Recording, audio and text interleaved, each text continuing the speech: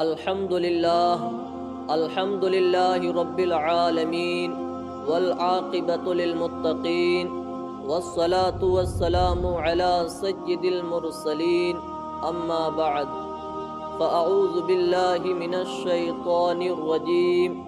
بسم اللہ الرحمن الرحیم قد جاءکم من اللہ نور وکتاب مبین صدق اللہ العظیم وصدق رسوله النبي الأمين الكريم ونحن على ذلك لمن الشاهدين والشاكرين والحمد لله رب العالمين۔ آئیے ہم اور آپ اپنے آقا و مولا آفتاب رسالت، ماہتاب نبوت، تخلیق وجہ کائنات، شب اسرا کے دولہا، عرب کے جھومر، گنبد خضرا کی جانب لو لگا کر درود پاک کا نذرانہ پیش کریں۔ پڑھیے بآواز بلند درود پاک۔ اللہم صلی علی سیدنا و مولانا محمد معدن الجود والکرم وآلہ وبارک وسلم صلاۃ و سلاما علیک یا رسول اللہ صلی اللہ تعالی علیہ وسلم۔ محمد کی محبت دین حق کی شرط اول ہے، محمد کی محبت دین حق کی شرط اول ہے، اسی میں ہو اگر خامی تو سب کچھ نامکمل ہے، اسی میں ہو اگر خامی تو سب کچھ نامکمل ہے۔ کہ محمد سے وفا تو نے تو ہم تیرے ہیں، کہ محمد سے وفا تو نے تو ہم تیرے ہیں، یہ جہاں چیز ہے کیا لوح و قلم تیرے ہیں، یہ جہاں چیز ہے کیا لوح و قلم تیرے ہیں۔ اور اعلیٰ حضرت فرماتے ہیں، انہیں جانا انہیں مانا، نہ رکھا غیر سے کام، للہ الحمد میں دنیا سے مسلمان گیا۔ آج لے ان کی پناہ، آج مدد مانگ ان سے، کل نہ مانیں گے قیامت میں اگر مان گیا۔ وہ جو نہ تھے تو کچھ نہ تھا، وہ جو نہ ہو تو کچھ نہ ہو، جان ہے وہ جہان کی، جان ہے تو جہان ہے۔ ناظرین، اللہ رب العزت قرآن مقدس میں ارشاد فرماتا ہے، قد جاءکم من اللہ نور وکتاب مبین، بے شک تمہارے پاس اللہ کی طرف سے ایک نور آیا اور روشن کتاب۔ حضرت امام فخر الدین رازی رحمۃ اللہ علیہ اس آیت کریمہ کی تفسیر میں لکھتے ہیں کہ اس آیت کریمہ میں نور سے مراد حضور صلی اللہ علیہ وسلم کی ذات پاک ہے اور کتاب سے مراد قرآن مجید ہے۔ محترم حضرات، آج کی اس تقریر میں میں حضور صلی اللہ علیہ وسلم کی ذات پاک اور آپ کے آباء و اجداد پر اور آپ کے شجرہ نسب پر اور آپ کے والدین پر اور آپ کے بچپن شریف پر اور آپ کی جوانی شریف پر اور آپ کے زمانے پر کچھ روشنی ڈالنے کی کوشش کر رہا ہوں۔ محترم حضرات، حضور اقدس صلی اللہ علیہ وسلم کا نسب شریف والد ماجد کی طرف سے یہ ہے، حضرت محمد صلی اللہ علیہ وسلم بن عبداللہ بن عبد المطلب بن ہاشم بن عبد مناف بن قصی بن کلاب بن مرہ بن کعب بن لوئی بن غالب بن فہر بن مالک بن نظر بن کنانہ بن خزیمہ بن مدرکہ بن الیاس بن مضر بن نزار بن معد بن عدنان۔ اور والدہ ماجدہ کی طرف سے حضور صلی اللہ علیہ وسلم کا شجرہ نسب یہ ہے، حضرت محمد صلی اللہ تعالی علیہ وسلم بن حضرت آمنہ بنت وہب بن عبد مناف بن زہرہ بن کلاب بن مرہ۔ حضور علیہ السلام کے والدین کا نسب نامہ کلاب بن مرہ پر مل جاتا ہے اور آگے چل کر دونوں سلسلے ایک ہو جاتے ہیں۔ عدنان تک آپ کا نسب نامہ صحیح سندوں کے ساتھ باتفاق مورخین ثابت ہے۔ اس کے بعد ناموں میں بہت کچھ اختلاف ہے، اور حضور علیہ السلام جب بھی اپنا نسب نامہ بیان فرماتے تھے تو عدنان ہی تک ذکر فرماتے تھے، مگر اس پر تمام مورخین کا اتفاق ہے کہ عدنان حضرت اسماعیل علیہ السلام کی اولاد میں سے ہیں، اور حضرت اسماعیل علیہ السلام حضرت ابراہیم خلیل اللہ علیہ السلام کے فرزند صلی اللہ علیہ وسلم عالی خاندان ہیں۔ حالانکہ اس وقت وہ آپ صلی اللہ علیہ وسلم کے بدترین دشمن تھے اور چاہتے تھے کہ اگر ذرا بھی کوئی گنجائش ملے تو آپ صلی اللہ علیہ وسلم کی ذات پاک پر کوئی عیب لگا کر بادشاہ روم کی نظروں سے آپ کا وقار گرا دیں۔ مسلم شریف کی روایت میں ہے کہ اللہ کے رسول صلی اللہ علیہ وسلم نے ارشاد فرمایا کہ اللہ تعالیٰ نے حضرت اسماعیل علیہ السلام کی اولاد میں سے کنانہ کو برگزیدہ بنایا اور کنانہ میں سے قریش کو چنا اور قریش میں سے بنی ہاشم کو منتخب فرمایا اور بنی ہاشم میں سے مجھ کو چن لیا۔ بہرحال یہ ایک مسلمہ حقیقت ہے کہ لہ النسب العالی فلیس کمثلہ حسیب نصیب منعم متکرم، یعنی حضور انور صلی اللہ علیہ وسلم کا خاندان اس قدر بلند مرتبہ ہے کہ کوئی بھی حسب و نسب والا اور نعمت و بزرگی والا آپ صلی اللہ علیہ وسلم کے مثل نہیں ہے۔ حضور اقدس صلی اللہ علیہ وسلم کے خاندان نبوت میں سبھی حضرات اپنی گوناگو خصوصیات کی وجہ سے بڑے نامی گرامی ہیں، مگر چند ہستیاں ایسی ہیں جو آسمان فضل و کمال پر چاند تارے بن کر چمکے۔ ان باکمال ہستیوں میں سے فہر بن مالک بھی ہیں۔ ان کا لقب قریش ہے اور ان کی اولاد قریشی یا قریش کہلاتی ہے۔ فہر بن مالک قریش اس لیے کہلاتے ہیں کہ قریش ایک سمندری جانور کا نام ہے جو بہت ہی طاقتور ہوتا ہے اور سمندری جانوروں کو کھا ڈالتا ہے۔ یہ تمام جانوروں پر ہمیشہ غالب ہی رہتا ہے، کبھی مغلوب نہیں ہوتا، کیونکہ فہر بن مالک اپنی شجاعت اور خداداد طاقت کی بنا پر تمام قبائل عرب پر غالب تھے، اس لیے تمام اہل عرب ان کو قریش کے لقب سے پکارنے لگے۔ چنانچہ اس بارے میں شمرخ بن عمر حمیری کا شعر بہت مشہور ہے، وَقُرَيْشٌ هِيَ الَّتِي ان کا اصلی نام عمر تھا، انتہائی بہادر، بے حد سخی اور اعلیٰ درجے کے مہمان نواز تھے۔ ایک سال عرب میں بہت قحط سالی پڑ گیا اور لوگ دانے دانے کو محتاج ہو گئے، تو یہ ملک شام سے خشک روٹیاں خرید کر حج کے دنوں میں مکہ پہنچے اور روٹیوں کا چورا کر کے اونٹ کے گوشت کے شوربے میں سرید بنا کر تمام حاجیوں کو خوب پیٹ بھر کھلایا۔ اس دن سے لوگوں نے ان کو ہاشم روٹیوں کا چورا کرنے والا کہنے لگے۔ ناظرین، چونکہ یہ عبد مناف کے سب لڑکوں میں بڑے اور باصلاحیت تھے، اس لیے عبد مناف کے بعد کعبہ کے متولی اور سجادہ نشین ہوئے۔ بہت حسین و جمیل تھے۔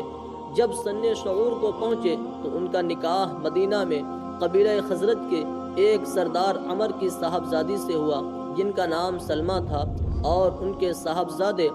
عبد المطلب مدینہ ہی میں پیدا ہوئے، کیونکہ ہاشم 25 سال کی عمر پا کر ملک شام کے راستہ میں بمقام غزہ انتقال کر گئے، اس لیے عبد المطلب مدینہ ہی میں اپنے نانا کے گھر پلے بڑھے، اور جب 7 یا 8 سال کے ہو گئے تو مکہ آ کر اپنے خاندان والوں کے ساتھ رہنے لگے۔ محترم حضرات، حضور اقدس صلی اللہ علیہ وسلم کے دادا عبد المطلب کا اصلی نام شیبہ ہے۔ یہ بڑے ہی نیک نفس اور عابد و زاہد تھے۔ غار ہرا میں کھانا پانی ساتھ لے کر جاتے اور کئی دنوں تک لگاتار خدا عز و جل کی عبادت میں مصروف رہتے۔ رمضان شریف کے مہینے میں اکثر غار ہرا میں اعتکاف کیا کرتے تھے اور خدا عز و جل کے دھیان میں گوشہ نشیں رہا کرتے تھے۔ رسول اللہ صلی اللہ علیہ وسلم چلتے تھے، اپنے دسترخوان سے پرندوں کو بھی کھلایا کرتے تھے، اس لیے ان کا لقب مطعم الطیر، پرندوں کو کھلانے والا ہے۔ شراب اور زنا کو حرام جانتے تھے اور عقیدہ کے لحاظ سے موحد تھے، یعنی اللہ تعالیٰ کو ایک مانتے تھے۔ زمزم شریف کا کنواں جو بالکل پٹ گیا تھا، آپ ہی نے اس کو نئے سرے سے کھدوا کر درست کیا اور لوگوں کو آب زمزم سے سیراب کیا۔ آپ بھی کعبہ کے متولی اور سجادہ نشین ہوئے۔ اصحاب فیل کا واقعہ آپ ہی کے وقت میں پیش آیا۔ 120 سال کی عمر میں آپ کی وفات ہوئی۔ محترم حضرات، حضور اکرم صلی اللہ علیہ وسلم کی پیدائش سے صرف 55 دن پہلے یمن کا بادشاہ ابرہہ ہاتھیوں کی فوج لے کر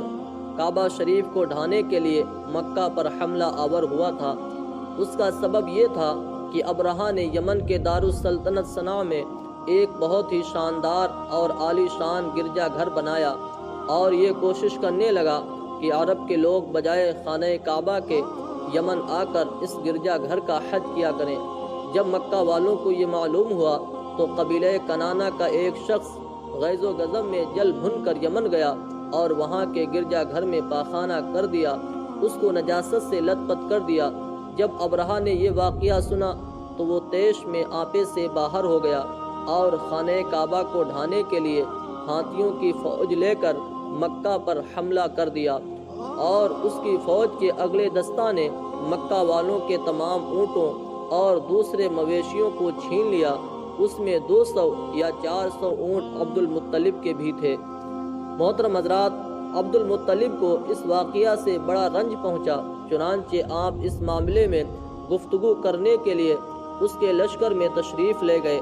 جب ابرہہ کو معلوم ہوا کہ قریش کا سردار اس سے ملاقات کرنے کے لیے آیا ہے تو اس نے آپ کو اپنے خیمہ میں بلایا، اور جب عبد المطلب کو دیکھا کہ ایک بلند قامت روب دار نہایت ہی حسین و جمیل آدمی ہیں جن کی پیشانی پر نور نبوت کا جاہ و جلال چمک رہا ہے، تو صورت دیکھتے ہی ابرہہ مرعوب ہو گیا اور بے اختیار تخت شاہی سے اتر کر آپ کی تعظیم و تکریم کے لیے کھڑا ہو گیا اور اپنے برابر بٹھا کر دریافت کیا کہ کہیے سردار قریش، یہاں آپ کی تشریف آوری کا کیا مقصد ہے؟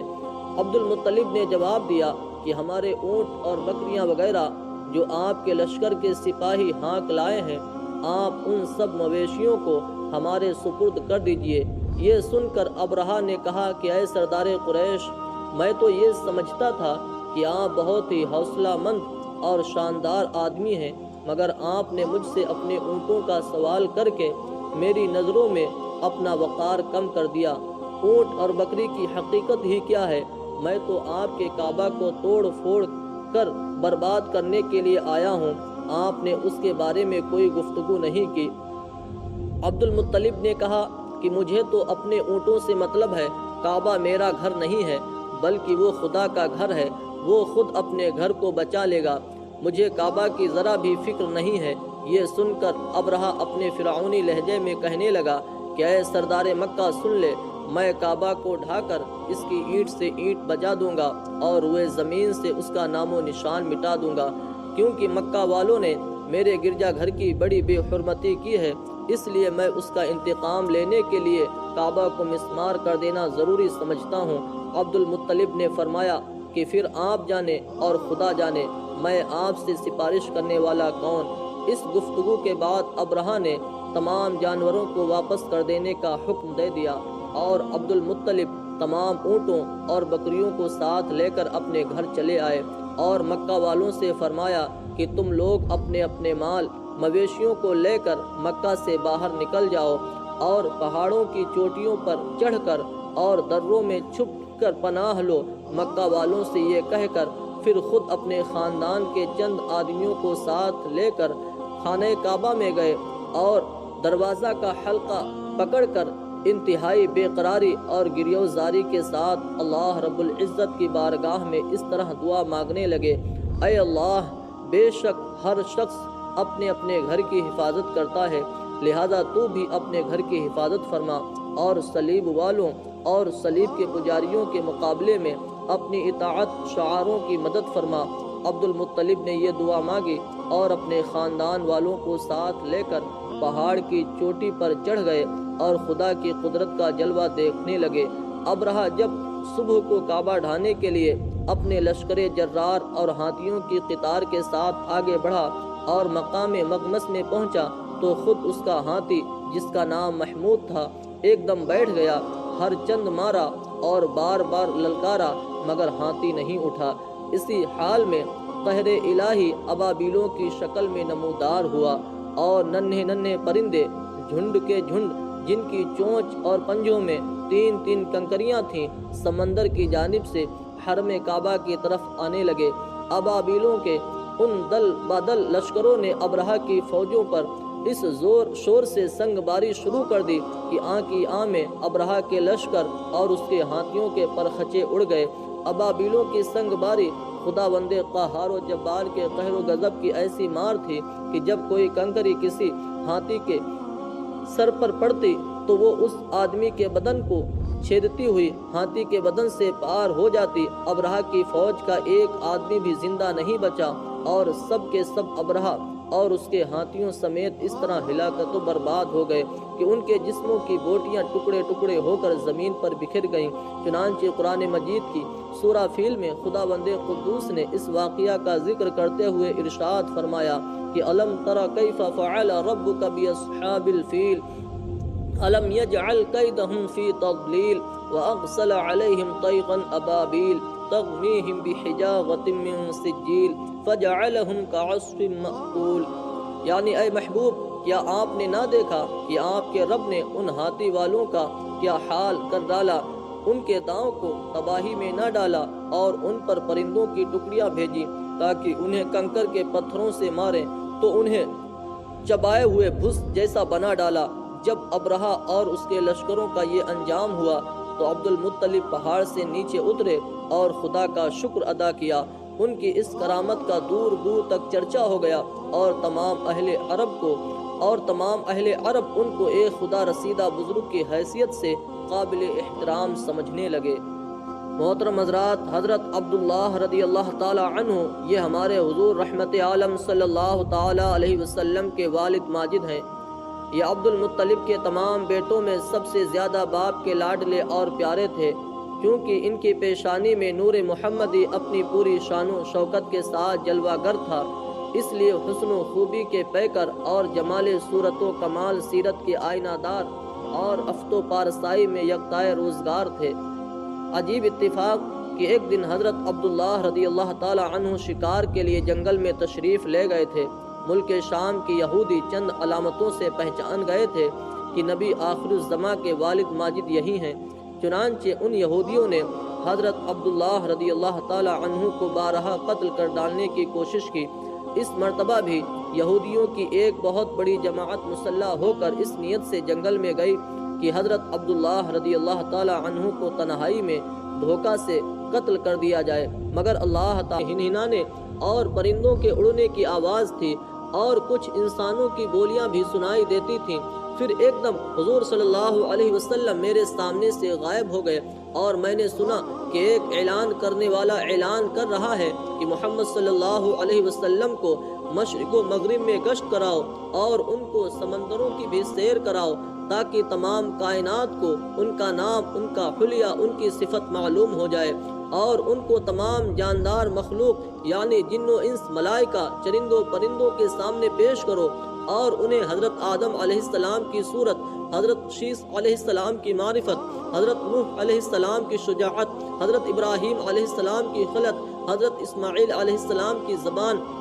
حضرت اسحاق علیہ السلام کی رضا، حضرت صالح علیہ السلام کی فصاحت، حضرت لوط علیہ السلام کی حکمت، حضرت یعقوب علیہ السلام کی بشارت، حضرت موسیٰ علیہ السلام کی شدت، حضرت ایوب علیہ السلام کا صبر، حضرت یونس علیہ السلام کی طاعت، حضرت یوشع علیہ السلام کا جہاد، حضرت داود علیہ السلام کی آواز، حضرت دانیال علیہ السلام کی محبت، حضرت الیاس علیہ السلام کا وقار، حضرت یحییٰ علیہ السلام کی عصمت، حضرت عیسیٰ علیہ السلام کا زہد عطا کر کے ان کو تمام پیغمبروں کے کمالات اور اخلاق حسنہ سے مزین کر دو۔ اس کے بعد وہ بادل چھٹ گیا، پھر میں نے دیکھا کہ آپ ریشم کے سبز کپڑے میں لپٹے ہوئے ہیں اور اس کپڑے سے پانی ٹپک رہا ہے اور کوئی منادی اعلان کر رہا ہے کہ واہ کیا خوب، محمد صلی اللہ علیہ وسلم کو تمام دنیا پر قبضہ دے دیا گیا اور کائنات عالم کی کوئی چیز باقی نہ رہی جو ان کے قبضہ اقتدار اور غلبہ اطاعت میں نہ ہو۔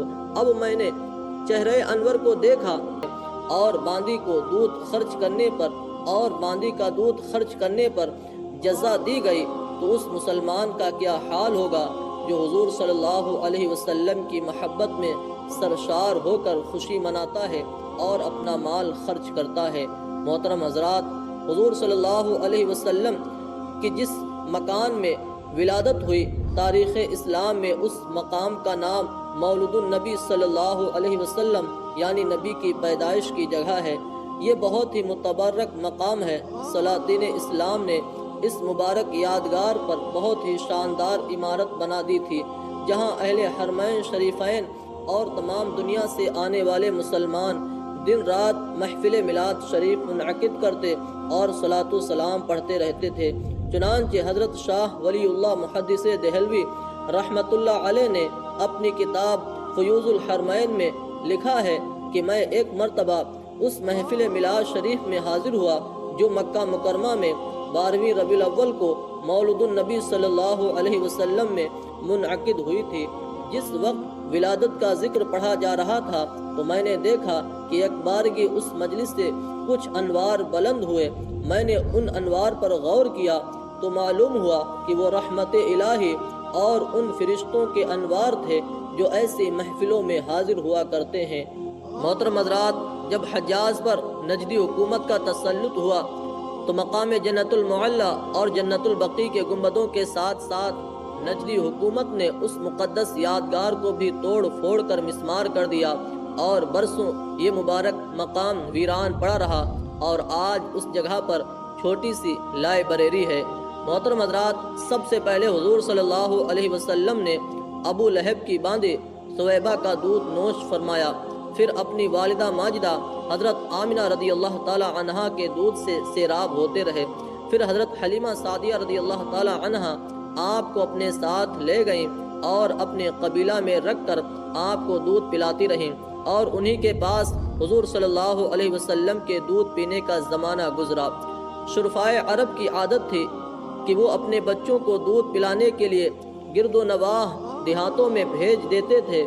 دیہات کی صاف ستھری آب و ہوا میں بچوں کی تندرستی اور جسمانی صحت بھی اچھی ہو جاتی تھی اور وہ خالص اور فصیح عربی زبان بھی سیکھ جاتے تھے، کیونکہ شہر کی زبان باہر کے آدمیوں کے میل جول سے خالص اور فصیح و بلیغ زبان نہیں رہا کرتی۔ حضرت حلیمہ رضی اللہ تعالی عنہا کا بیان ہے کہ میں بنی سعد کی عورتوں کے ہمراہ دودھ پینے والے بچوں کی تلاش میں مکہ کو چلی۔ اس سال عرب میں بہت سخت کال پڑا ہوا تھا۔ میری گود میں ایک بچہ تھا، مگر فقر و فاقہ کی وجہ سے میرے پاس دودھ نہ تھا۔ رات بھر وہ بچہ بھوک سے تڑپتا اور روتا اور بلاتا رہتا تھا اور ہم اس کی دلجوئی اور دلداری کے لیے تمام رات بیٹھ کر گزارتے تھے۔ ایک اونٹنی بھی ہمارے پاس تھی، مگر اس کے پاس بھی دودھ نہ تھا۔ مکہ مکرمہ کے سفر میں جس خچر پر میں سوار تھی وہ بھی اس قدر لاغر تھا کہ قافلہ والوں کے ساتھ نہ چل سکتا تھا۔ میرے ہمراہی بھی اس سے تنگ آ چکے تھے۔ بڑی بڑی مشکلوں سے یہ سفر طے ہوا۔ جب یہ قافلہ مکہ مکرمہ پہنچا تو جو عورت رسول اللہ صلی اللہ علیہ وسلم کو دیکھتی اور یہ سنتی کہ یہ یتیم ہے تو کوئی عورت آپ کو لینے کے لیے تیار نہیں ہوتی، کیونکہ بچے کے یتیم ہونے کے سبب زیادہ انعام و اکرام ملنے کی امید نہیں تھی۔ ادھر حضرت حلیمہ سعدیہ رضی اللہ تعالی عنہا کی قسمت کا ستارہ ثریا سے زیادہ بلند اور چاند سے زیادہ روشن تھا۔ ان کے دودھ کی کمی ان کے لیے رحمت کی زیادتی کا باعث بن گئی، کیونکہ دودھ کم دیکھ کر ابو طالب قحط کی آگ نے سارے عرب کو جھلسا کر رکھ دیا ہے۔ جانور گھاس پانی کے لیے ترس رہے ہیں اور انسان دانہ پانی نہ ملنے سے تڑپ تڑپ کر دم توڑ رہے ہیں۔ قافلوں کی آمد و رفت بند ہو چکی ہے اور ہر طرف بربادی اور ویرانی کا دورہ ہے۔ آپ بارش کے لیے دعا کیجیے۔ اہل عرب کی فریاد سن کر ابو طالب کا دل بھر آیا اور حضور صلی اللہ علیہ وسلم کو اپنے ساتھ لے کر حرم کعبہ میں گئے اور حضور صلی اللہ علیہ وسلم کو دیوار کعبہ سے ٹیک لگا کر بٹھا دیا اور دعا مانگنے میں مشغول ہو گئے۔ درمیان دعا میں حضور صلی اللہ علیہ وسلم نے اپنی انگشت مبارک کو آسمان کی طرف اٹھا دیا۔ ایک دم چاروں طرف سے بدلیاں نمودار ہوئیں اور فوراً ہی اس زور کا باران رحمت برسا کہ عرب کی زمین سیراب ہو گئی۔ جنگلوں اور میدانوں میں ہر طرف پانی ہی پانی نظر آنے لگا۔ چٹیل میدانوں کی زمینیں سرسبز و شاداب ہو گئیں۔ قحط دفع ہو گیا، کال کٹ گیا اور سارا عرب خوشحال اور نہال ہو گیا۔ چنانچہ ابو طالب نے اپنے اس طویل قصیدے میں، جس کو انہوں نے حضور اقدس صلی اللہ علیہ وسلم کی مدح میں نظم کیا ہے، اس واقعہ کو ایک شعر میں اس طرح ذکر کیا ہے: وَأَبْيَضَ يُسْتَسْقَى الْغَمَامُ بِوَجْهِهِ ثِمَالُ الْيَتَامِ عِصْمَةٌ لِأَرَامِلِ، یعنی وہ حضور صلی اللہ علیہ وسلم ایسے گورے رنگ والے ہیں کہ ان کے رخ انور کے ذریعہ بدلی سے بارش طلب کی جاتی ہے۔ وہ یتیموں کا ٹھکانہ اور بیواؤں کے نگہبان ہیں۔ محترم حضرات، جب حضور صلی اللہ علیہ وسلم کی عمر شریف تقریباً 25 سال کی ہوئی تو آپ کی امانت و صداقت کا چرچا دور دور تک پہنچ چکا تھا۔ حضرت خدیجہ رضی اللہ تعالی عنہا مکہ کی ایک بہت ہی مالدار عورت تھیں۔ ان کے شوہر کا انتقال ہو چکا تھا۔ ان کو ضرورت تھی کہ کوئی امانت دار آدمی مل جائے تو اس کے ساتھ اپنی تجارت کا مال و سامان ملک شام بھیجے۔ چنانچہ ان کی نظر انتخاب نے اس کام کے لیے حضور صلی اللہ علیہ وسلم کو منتخب کیا اور کہلا بھیجا کہ آپ صلی اللہ علیہ وسلم میرا مال تجارت لے کر ملک شام جائیں۔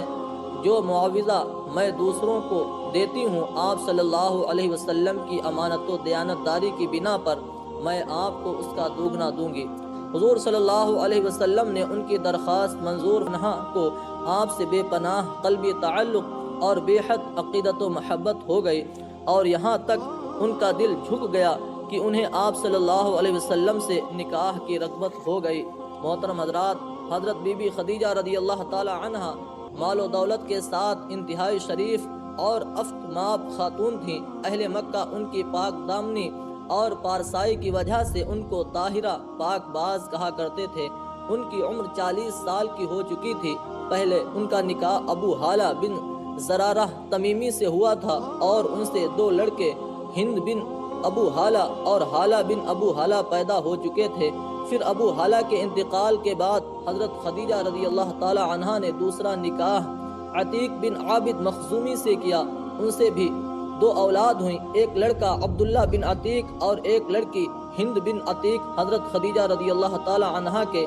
دوسرے شوہر عتیق کا بھی انتقال ہو چکا تھا۔ بڑے بڑے سرداران قریش ان کے ساتھ عقد نکاح کے خواہش مند تھے، لیکن انہوں نے سب پیغاموں کو ٹھکرا دیا، مگر حضور اقدس صلی اللہ علیہ وسلم کے پیغمبرانہ اخلاق و عادات کو دیکھ کر اور آپ صلی اللہ علیہ وسلم کے حیرت انگیز حالات کو سن کر، یہاں تک کہ ان کا دل آپ کی طرف مائل ہو گیا کہ خود بخود ان کے قلب میں آپ سے نکاح کی رغبت پیدا ہو گئی۔ کہاں تو بڑے بڑے مالداروں اور شہر مکہ کے سرداروں کے پیغاموں کو رد کر چکی تھیں اور یہ طے کر چکی تھیں کہ اب 40 برس کی عمر میں تیسرا نکاح نہیں کروں گی، اور کہاں خود ہی حضور صلی اللہ علیہ وسلم کی پھوپھی حضرت صفیہ رضی اللہ تعالی عنہا کو بلایا، جو ان کے بھائی عوام بن خویلد کی بیوی تھیں۔ ان سے حضور صلی اللہ علیہ وسلم یعنی میں نے آپ صلی اللہ علیہ وسلم کے اچھے اخلاق اور آپ صلی اللہ علیہ وسلم کی سچائی کی وجہ سے آپ کو پسند کیا۔ حضور صلی اللہ علیہ وسلم نے اس رشتہ کو اپنے چچا ابو طالب اور خاندان کے دوسرے بڑے بوڑھوں کے سامنے پیش فرمایا۔ بھلا حضرت خدیجہ رضی اللہ تعالی عنہا جیسی پاک دامن شریف، عقل مند اور مالدار خاتون سے نکاح کرنے کو کون نہ کہتا۔ سارے خاندان والوں نے نہایت خوشی کے ساتھ اس رشتہ کو منظور کر لیا اور نکاح کی تاریخ مقرر ہوئی، اور حضور صلی اللہ تعالی علیہ وسلم حضرت حمزہ رضی اللہ تعالی عنہ اور ابو طالب وغیرہ اپنے چچاؤں اور خاندان کے دوسرے افراد اور شرفا بنی ہاشم اور سرداران مضر کو اپنی بارات میں لے کر حضرت بی بی خدیجہ رضی اللہ تعالی عنہا کے مکان پر تشریف لے گئے اور نکاح ہوا۔ اس نکاح کے وقت ابو طالب نے نہایت ہی فصیح و بلیغ خطبہ پڑھا۔ اس خطبہ سے بہت اچھی طرح اس بات کا اندازہ ہو جاتا ہے کہ اعلان نبوت سے پہلے آپ کے خاندانی بڑے بوڑھوں کا آپ صلی اللہ علیہ وسلم کے متعلق کیسا خیال تھا اور آپ کے اخلاق و عادات نے ان لوگوں پر کیسا اثر ڈالا تھا۔ ابو طالب کے اس خطبہ کا ترجمہ یہ ہے: تمام تعریفیں اس خدا کے لیے جس نے ہم لوگوں کو حضرت ابراہیم علیہ السلام کی نسل اور حضرت اسماعیل علیہ السلام کی اولاد میں بنایا، اور ہم کو معد اور مضر کے خاندان میں پیدا فرمایا، اور اپنے گھر کعبہ کا نگہبان اور اپنے حرم کا منتظم بنایا، اور ہم کو علم و حکمت والا گھر اور امن والا حرم عطا فرمایا، اور ہم کو لوگوں پر حاکم بنایا۔